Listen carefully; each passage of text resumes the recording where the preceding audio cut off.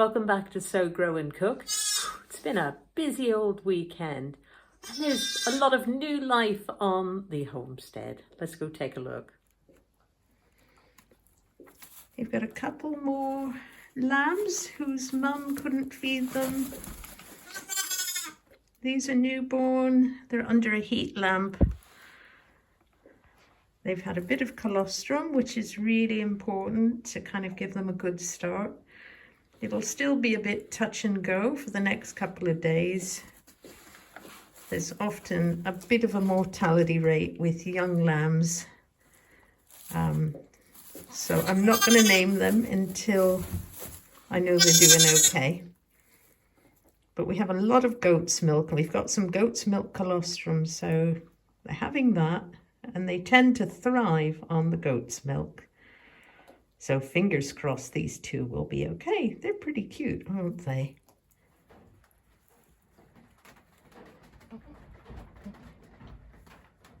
And on Monday, the 4th of April, Bronwen gave birth. First to a little boy. And if you look at her stomach, you can see either kicking or contractions. So that was shortly before the next baby was born.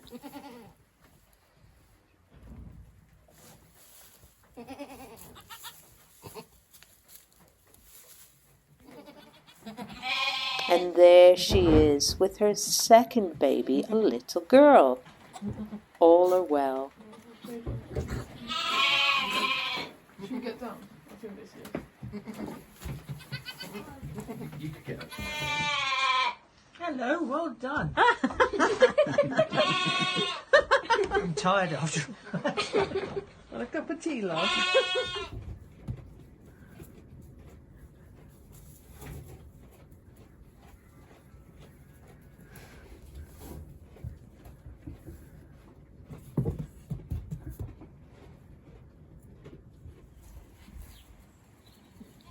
And here they are, a couple of days old, stretching their legs outside in the sunshine with their mum, enjoying life and looking very perky. Look at those ears and legs. My goodness.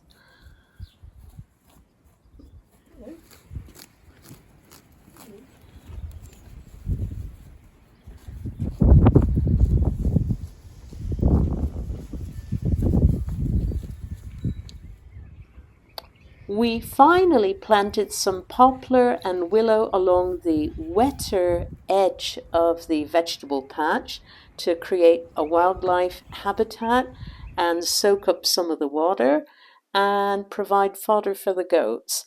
Now we've covered the ground with cardboard and Bob's bringing over some wood chip to lay on top so that the trees don't have too much competition with the grass that's growing nearby. The ground here is very uneven. There's lots of clumpy bits and little ditches and things. So he's finding it a bit hard to push the wheelbarrow over. Poor Bob! Good job though, Bob. So here's the finished product. We've planted the trees quite close together. We want to make a dense hedge. We're not really trying to grow them into mature trees. We're going to keep them well trimmed. And as I said earlier, it's going to create a bit of a wildlife habitat, a bit of a windbreak, and soak up some of that water. So hopefully these are going to do well over the coming season.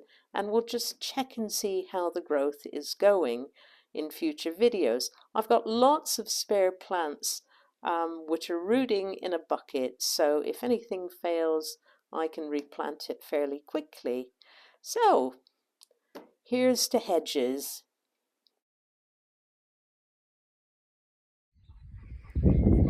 Here's some of the mulch that I put on this one raised bed last autumn. I'm taking it off and I'm going to plant potatoes in the soil underneath. The soil's lovely. There's worms and all sorts in here, red wigglers. And after I've planted the potatoes, I'm going to cover the top again with the mulch to keep it moist. And warm.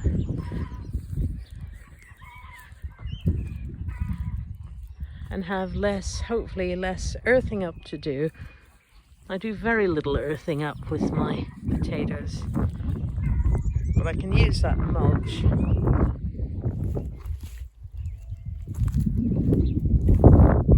Right, here's the spacing for my main crop potatoes in this bed.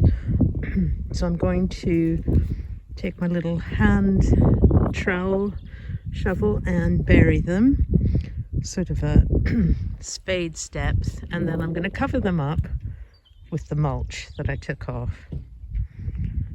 There are 34 seed potatoes in here. I don't bother cutting them in half because I've got plenty and I don't really need more. So I just put them in whole. I know other people do cut them, and it is a thing. It's great if you've got fewer than you need and you want to expand the number of seed potatoes you've got. But I have the opposite problem. I always buy too many. I need to cut back on what I buy. How many potatoes can I plant in this? Ooh. Or maybe this.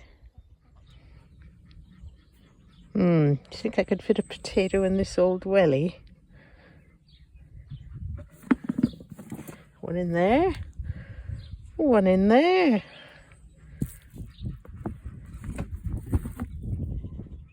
So where's the strangest place you've planted potatoes? Thanks again for watching Sow Grow and Cook, and see you next time.